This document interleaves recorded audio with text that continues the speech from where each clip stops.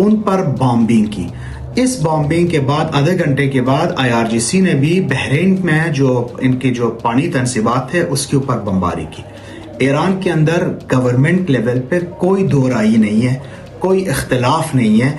बात सिर्फ ये है कि मीडिया किसी बात को उठाती है, सेंसर करके बाकी बात आगे लेके आती है। ईरान अभी भी कह रहा है कि हमारा कोई दुश्मनी अपने हमसाया ममालिक के साथ नहीं है।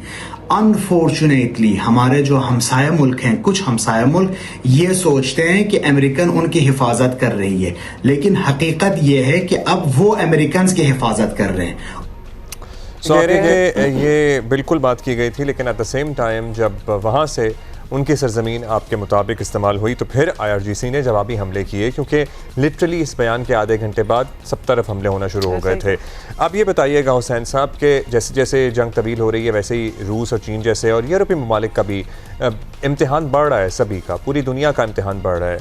क्या ये जंग ख़त्म कराने में यूरोपीय ममालिक, रशिया, चाइना कोई किरदार अदा कर सकते हैं, या ईरान इनसे एटलीस्ट क्या एक्सपेक्ट करता है, कुछ एक्सपेक्ट भी करता है? ये जो खित्ते में जंग है, अमेरिकन इंटरेस्ट के ऊपर जो हिट हो रही है, साथ में अमेरिकन को नुकसानात, भारी नुकसानात है। ये सेंसर करके बताते नहीं है।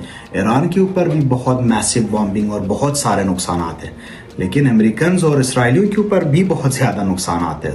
आप नुकसानात चेक करने के लिए बाकी चीज़ें छोड़ दें, इनके रडार सिस्टम छोड़ दें, सिर्फ इनके स्टॉक मार्केट के क्रैश देखें और पेट्रोल के प्राइसेस चेक करें, बहुत इनके ऊपर भारी नुकसानात। लेकिन रशिया और चाइना फिलहाल इस सूरत हाल को गौर से देख रहे हैं।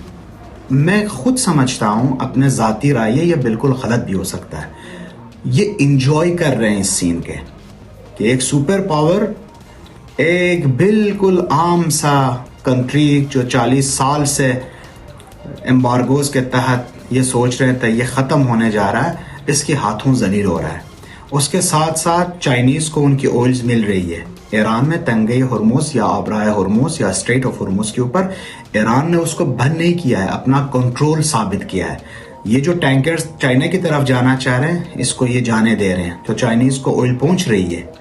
ठीक है, मेरा नहीं ख्याल कि चाइना अभी इतना क्राइसिस में होगा कि ये जंगबंदी करना चाहे, लेकिन इंटरनेशनल मार्केट और इंटरनेशनल जो इकोनॉमी है उसके ऊपर दबाव की वजह से चाइना अपना पूरा कोशिश करेगा कि ये चीज़ें बेहतरी की तरफ जाए।